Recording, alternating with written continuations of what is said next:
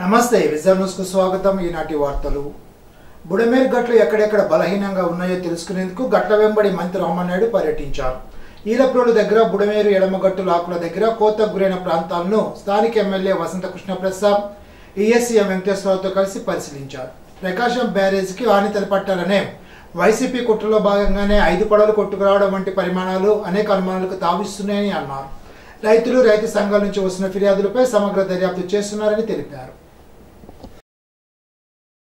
ఈ ఆనకట్ట 100 సంవత్సరాల రోజు సేవలందించి 1952లో వచ్చిన వరదలకు దెబ్బతింటే మరి తర్వాత మన ఆంధ్రప్రదేశ్ రాష్ట్ర ప్రభుత్వం 1954లో ఒక బ్యారేజీని పునర్నిర్మాణం చేసి 1957లో దాన్ని కంప్లీట్ చేసుకుని ఎవరైతే మన స్వతంత్ర సమరయోధుడు ఆంధ్ర కేసరి గంగుటూరి ప్రకాశం పంతులు గారు ఎవరైతే ఉన్నారో ఆయన పేరు మీద ప్రకాశం బ్యారేజీగా దాన్ని నామకరణం చేసుకుని మరి ఏదైతే ఇప్పుడు చెప్పినటువంటి 5-6 జిల్లాలకు సంబంధించి 13.8 లక్షల ఎకరాల ఆయుకట్టుకు సాగునీరు అందిస్తూ లక్షలాది మంది ప్రజల దాహార్తిని తీర్చేటువంటి ఏదైతే ఈ యొక్క కృష్ణ, గుంటూరు, ప్రకాశం, వెస్ట్ గోదావరి పూర్వపు జిల్లాలు ఏవైతే ఉన్నాయో వాటన్నిటికీ కూడా వరప్రసాద్ని ఈ యొక్క ప్రకాశం బ్యారేజీ. ఆ రకంగా పాత ఆనకట్ట 100 సంవత్సరాలు, కొత్తగా నిర్మాణం జరిగినటువంటి బ్యారేజీ దగ్గర 70 సంవత్సరాలు. మరి ఇంతటి చరిత్ర కలిగినటువంటి 170 సంవత్సరాల చరిత్ర కలిగినటువంటి ఏదైతే ఒక 5-6 జిల్లాల దాహార్తిని సాగునీటిని అందించేటువంటి బ్యారేజీని కూడా మరి ఏదైతే మొన్న 5 పడవలు ఏదైతే మరి వరద సమయంలో అది కూడా పీక్ టైంలో దగ్గర మీ అందరికీ తెలుసు హైయెస్ట్ ఏదైతే 11,42,000 క్యూసిక్ల నీరు వచ్చి ప్రకాశం బ్యారేజీకి ఏదైతే ప్రమాదపు అంచులున్నటువంటి సమయంలో 5 పడవలు వచ్చి ఆ ప్రకాశం బ్యారేజీని ఢీకొనడం మరి కొంత అనుమానాలకి తావిస్తున్నటువంటి పరిస్థితి. దీని వెనుక కుట్ర దాగి ఉంది అనేటువంటిది కూడా ఈరోజు ఆలోచనస్తున్నటువంటి పరిస్థితి. ఆకివీడు మండలం ముంపు ప్రాంతాలను జిల్లా కలెక్టర్ నాగరాన్ని ఎమ్మెల్యేలు పర్యవేక్షించారు. విజయవాడ నుండి బుడమేరు మీదుగా ఉప్పుటెల్లోకి చేరుతున్న వరద నీరు ప్రవాహానికి అడ్డుగా మారిన కిక్కిస్ను ఎమ్మెల్యే సహకారంతో తీసివేసినట్లుగా కలెక్టర్ నాగరాన్ని తెలిపారు. కిక్కిస్ను తొలగించేందుకు జేసీబీ సాయంతో ప్రవాసం సాఫీగా జరిగేటట్లు చేసినట్లు వివరించారు. మెడికల్ క్యాంపులను దుంపగడ ప్రాంతంలో ఏర్పాటు చేశామని అన్నారు. వరద ప్రవాహం ఎక్కువగా ఉన్న సమతానగర్, దుంపగడప ప్రాంతాల సుమారు 250 మందిని పునరావాస కేంద్రాలకు తరలించినట్లు పేర్కొన్నారు.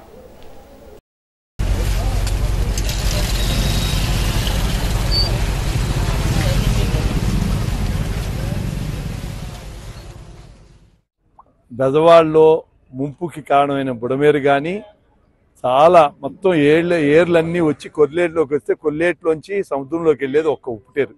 ఇది రకరకాల కారణాలతో కిక్కిసా మెయింటెనెన్స్ లేక మొత్తం పూడిపోయి ఫ్లో తగ్గిపోబట్టి కైకలూరు మండలాలు, మండవల్లి మండలం అన్నీ మునిగిపోయినాయి ఊళ్ళు, గ్రామాలు. అందుకని మేము రఘురామకృష్ణరాజు గారు మేము అనుకుని నేను రఘురామకృష్ణరాజు గారిని రిక్వెస్ట్ చేయగానే నాకన్నా ఆయన ముందు వచ్చి ఈ కార్యక్రమం మొదలుపెట్టారు. మేము ఇద్దరం కలిసి, ఎందుకంటే ఎక్కువ రిలీఫ్ ఉండేది కైకలూరు నియోజకవర్గాన్ని. ఈ డ్రైన్ ఉందాము రఘురామకృష్ణరాజు గారి ఏరియా. అందుకని ఇక్కడ అధికారుల సహకారంతో తీసి ఎంత తొందరగా, ఎందుకంటే పైనుంచి వచ్చే నీళ్ళన్నీ కింద దిగుతున్నాయి. రోజు నిన్న అంతకుముందు రోజు 5 అంగుళాలు 6 అంగుళాలు, నిన్న 3 అంగుళాలు పెరిగింది. ఇంకా పెరిగితే కొంచెం ఇబ్బందికర పరిస్థితి. ఆల్రెడీ కైకలూరు నియోజకవర్గంలో చాలా చోట్ల కొన్ని 100 చోట్ల రోడ్లు మునిగిపోయినాయి, ఇబ్బందికర పరిస్థితి ఉంది. అందుకని ఇక్కడ ఈ ఉన్న అడ్డంకులు, కిక్కిస, దెబ్బలు నిర్లక్ష్యం చేశారు. దీన్ని కనుక తొలగించి ఇక్కడ వాటర్ ఫ్లో పెరిగింది, ఆల్రెడీ పెరిగింది, ఇంకొంచెం పెరిగితే రిలీఫ్ వస్తుంది. ఇక్కడ రిలీఫ్ రాకోకుండా పైన ఎన్నాళ్ళైనా పోతుంది. ఇక్కడ తొందరగా కనుక మనం తొలగిస్తే రాబోయే తొందరలోనే అక్కడ మొలక తగ్గి మళ్ళా ఉంటుంది. తప్పకుండా ప్రభుత్వం ఎన్డీఏ ప్రభుత్వం చంద్రబాబు నాయుడు గారి నాయకత్వంలో చేయగలిగిన ప్రతి పని చేస్తుంది. కేంద్ర సహకారం దీనికి ఉంటుంది. తప్పకుండా అధికారులు అందరూ కలెక్టర్లు చూశారు, అధికారులు ఉన్నారు. మేము స్థానిక ప్రజాప్రతినిధిగా మంచి స్నేహితులుగా 3 తరాల స్నేహితులు, మేము స్నేహితులుగా ఈ పని మంచి పని చేసి ఇది నిజంగా ఇది క్లియర్ అవ్వకోకుండా కొల్లేట్లో నీళ్ళు ఎక్కడికి వెళ్ళవు. ప్రతి చొక్క ఈ ఉప్పేరు ద్వారా కిందకి వెళ్లాల్సింది. అందుకని దీని మీద కాన్సన్ట్రేట్ చేసి తప్పకుండా రేపు కూడా ఒకసారి వచ్చి చూసి ఇక్కడ పరిస్థితులు చూసి దాన్ని బట్టి ఇప్పుడు ఫంట్ తీసుకొచ్చి చేద్దాం అనుకున్నా. ఈ ఫ్లోలో ఫంట్ మీద మిషన్ పెడితే ఎవరు ఒప్పుకోరాలి. మిషన్ నిలబడుతుంది, కష్టం, పడిపోతుందని ఆడు భయపడతారు. పక్కలేని నీళ్ళలో పడితే తీస్తాం సాధ్యం కాదు. అందుకని ఇదే లాంగ్ స్టిక్ ఆర్మ్ ఇంకోటి తెప్పించి ఎక్కడ నాకు చాలా పనులు చేయించాం, కానీ ఇది కొత్త ఎక్స్పీరియన్స్. ఈ బ్రిడ్జ్ మీద ఉండి ఇటు పక్క తీసి అటు పక్క వేస్తుంది, చాలా మంచి ఎక్స్పీరియన్స్. కొల్లేరులో నీటి మట్టం క్రమంగా పెరుగుతూ సరిహద్దు మండలం ఆకివీడిలోని సిద్ధాపురం, చినమిల్లిపాడు గ్రామాల వద్ద పంట పొలాల్లోకి చొచ్చుకొస్తున్న వరద నీటిని కలెక్టర్ నాగరాన్ని, ఎమ్మెల్యే రఘురామకృష్ణంరాజు పరిశీలించారు. కొల్లేరు తీర మండలమైన ఆకివీడి వద్ద ఉప్పుటేరు గ్రామాల ప్రజలను అధికారులు అప్రమత్తం చేయడం జరిగిందని అన్నారు. అవసరమైన ప్రాంతాల్లో మట్టి బస్తాలతో అడ్డుకట్లు వేయించేందుకు చర్యలు తీసుకోవడం జరిగిందని తెలిపారు. నివారణ చర్యలు సజావుగా సాగుతున్నాయని, ప్రజలు అప్రమత్తంగా ఉండాలని, ఎవరూ భయపడాల్సిన అవసరం లేదని ముందస్తు చర్యలు చేపట్టడం జరిగిందని ఈ సందర్భంగా వీరు తెలిపారు. ఉప్పుటేరు నీటి కారణంగా ముందస్తుగా ఏర్పాటు చేసిన మెడికల్ క్యాంపును జిల్లా కలెక్టర్ చదవడ నాగరాన్ని తనిఖీ చేశారు. గర్భిణీ స్త్రీలు, నవజాత శిశు తల్లులను అవసరమైతే ముందస్తుగా ప్రభుత్వ హాస్పిటల్కు తరలించాలని సూచించారు. అవసరమైన అన్ని మందులను నిల్వ ఉంచాలని, ముఖ్యంగా పాము కాటు మందును అందుబాటులో ఉంచుకోవాలని అన్నారు.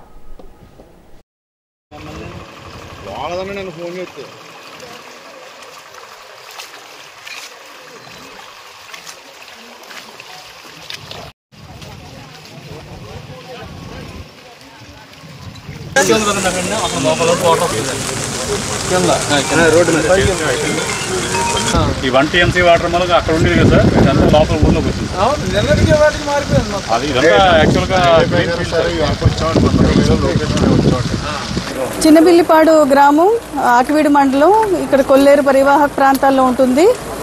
ఇక్కడ ఈ కొల్లేరులోకి వచ్చిన ఎక్సెస్ వాటర్ వల్ల ఉప్పుడేరు ద్వారా ఈ విలేజెస్లోకి వాటర్ ఫ్లడ్ వాటర్ అంతా ప్రస్తుతం అయితే ఒక 4 ఇళ్ళు మునిగినాయి. కొంచెం ఏదైనా ఒక కాలనీలో కూడా వాటర్ వచ్చే అవకాశం ఉంది. వాళ్ళందరినీ కూడా రిలీఫ్ క్యాంప్లో పెట్టడానికి చర్యలు తీసుకుంటున్నాం. ఆల్రెడీ ఒక 20 మందిని ఈ క్యాంప్లోకి షిఫ్ట్ చేశాము.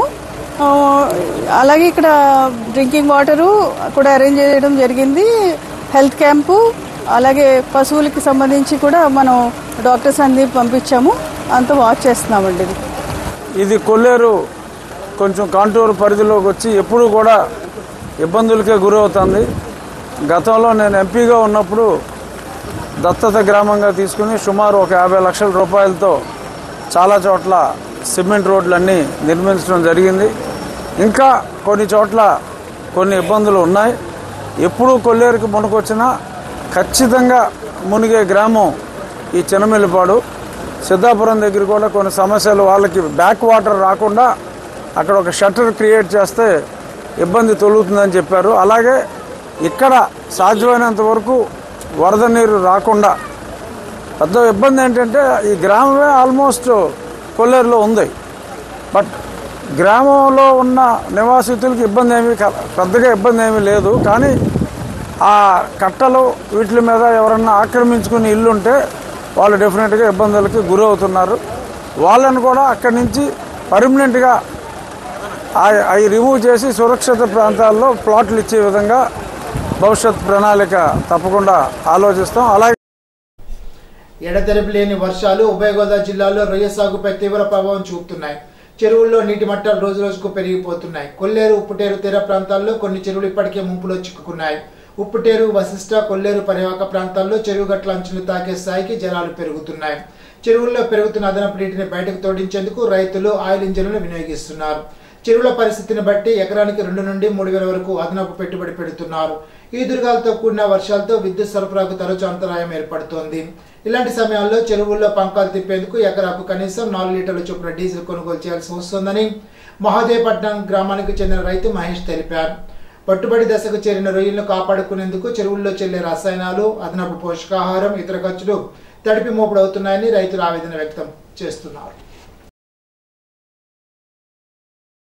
నా పేరు శ్యామ్ అండి, మాది మహాదేవపట్నం. మేము 2 ఎకరాలు చేస్తున్నామండి. ప్రస్తుతం వారం రోజుల నుంచి ఇలా వాతావరణం వర్షాలు కంప్లీట్గా ఇలా కురచడం వల్ల pHలు డ్రాప్ అయిపోతున్నాయండి. ఆక్సిజన్ లెవెల్ కూడా బాగా తగ్గుతుంది. దానివల్ల సగం వాటర్ బయటికి పంపించేస్తున్నామండి. Night time AG lime PVC lime apply చేస్తున్నామండి, ఆక్సిజన్ పౌడర్ అయ్యింది. వాతావరణం ఇలా ఉండడం వల్ల బాగా లాస్ అవుతుందండి. కాస్ట్ కూడా బాగా పెరుగుతుందండి. లీజ్ ఎంత? లీజు ₹1,00,000 లీజ్ అండి. ₹1,10,000 ఇప్పుడు ఈ వర్షాలు అదనంగా మీకు ఎంత ఖర్చు పెరుగుతుంది?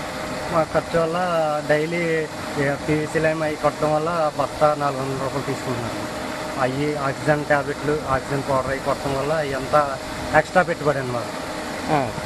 మరి పవర్ లేనప్పుడు జనరేటర్ వెళ్ళండి, దానికి ఎంత ఖర్చు అవుతుంది? దానికి గంటకి 4 లీటర్లు 5 లీటర్లు తాగుతుంది డీజిల్.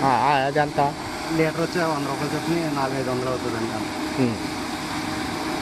దీనివల్ల మీకు రోజుకి 2,000 ఎక్స్ట్రా పెట్టుబడి అవుతుంది. ఆకివీడు మండలం ఉప్పుటేరు వంతెన వద్ద దెబ్బతిన్న వరి పొలాలను కేంద్ర సహాయ శాఖ మంత్రి బీజేపీ నాయకులు శ్రీనివాస్ వర్మ పర్యవేక్షించారు. అధికారులను పంట నష్టం ఎంత జరిగిందో అడిగి తెలుసుకున్నారు. సమతానగర్ ప్రాంతంలో వరద ముంపు గురైన ప్రజలకు పునరావాస కేంద్రాలు ఏర్పాటు చేసినట్లు తెలిపారు. వరద బాధితులకు కూటమి ప్రభుత్వం అన్ని విధాలా సహాయ చర్యలు తీసుకుంటుందని అన్నారు. వరదల అనంతరం ఇటువంటి విపత్తులను ఎదుర్కొనే విధంగా ఏ విధమైన చర్యలు తీసుకోవాలో స్థానిక నాయకులతో చర్చించి కేంద్రం నుంచి సహకారం అందిస్తామని తెలిపారు.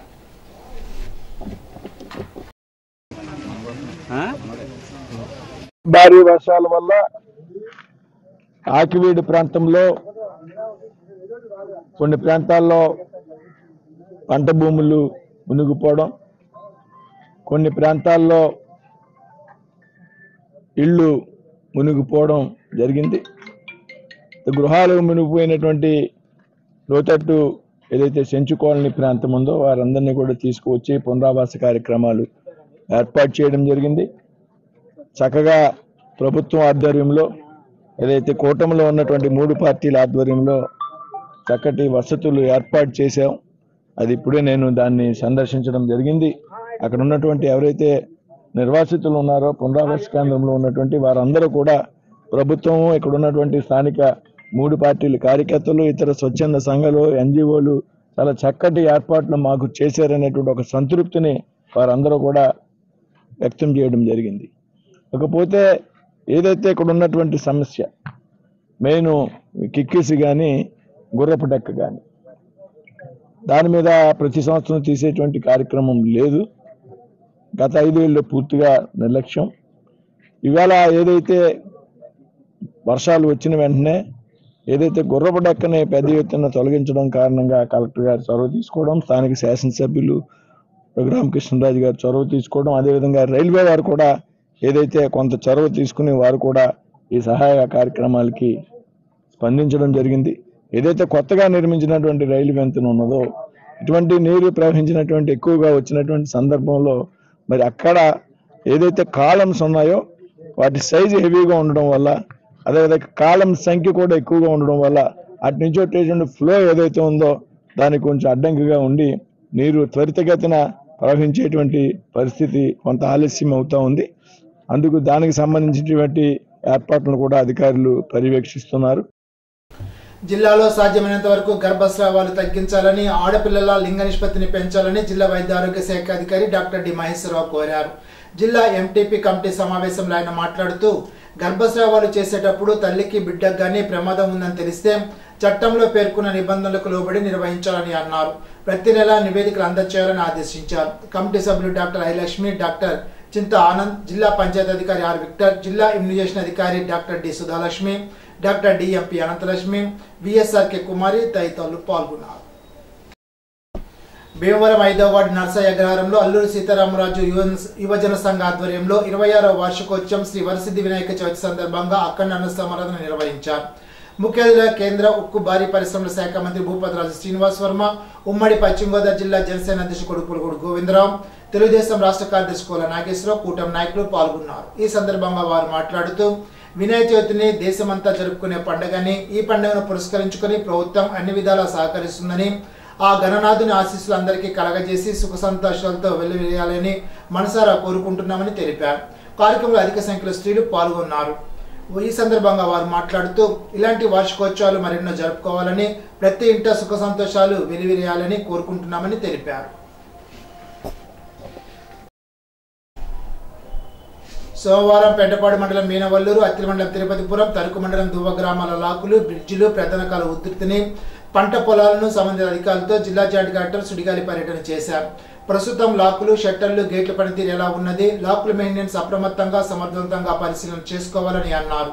లాకులు, షట్టర్లు, గేట్లకు నిర్ణీత కాలంలో గ్రీజు తదితర ఆయిల్ పెట్టాలని ఎప్పటికప్పుడు పరిశీలన చేయాలని ఆదేశించారు. ఎనదమూరు డ్రైన్ మొదటి ప్రమాద హెచ్చరిక 29గా కాగా 29.2 అడుగులు చేరి మొదటి ప్రమాద హెచ్చరిక నడుస్తోందని, నీటి మట్టం 31 అడుగులకు పెరిగితే రెండో ప్రమాద హెచ్చరిక జారీ చేస్తామని జలవనరుల శాఖ అధికారులు జిల్లా జాయింట్ కలెక్టర్కు వివరించారు. స్పందించిన జిల్లా జాయింట్ కలెక్టర్ రెండో ప్రమాద హెచ్చరిక జారీ చేయకముందే ముందస్తు అన్ని చర్యలు తీసుకోవాలని అన్నారు. ఎక్కడ గట్లు బలహీనంగా ఉన్నాయో ముందుగానే క్షేత్రస్థాయిలో పరిశీలన చేయాలని, గంటలు పడకుండా ఇండ్లు, పండ్ల పొలాలకు నీరు చేరకుండా అన్ని చర్యలు తీసుకోవాలని అన్నారు. రెవెన్యూ, వ్యవసాయ, వైద్య, ఆరోగ్య, పోలీస్, పశుసంవర్ధక, మత్స్య, అగ్నిమాపక, విద్యుత్, పంచాయతీరాజ్ తదితర శాఖల అధికారులు, సిబ్బంది తదుపరి చర్యలకు సంసిద్ధులుగా ఉండాలని జిల్లా joint collector T Rahul Kumar Reddy ఆదేశించారు.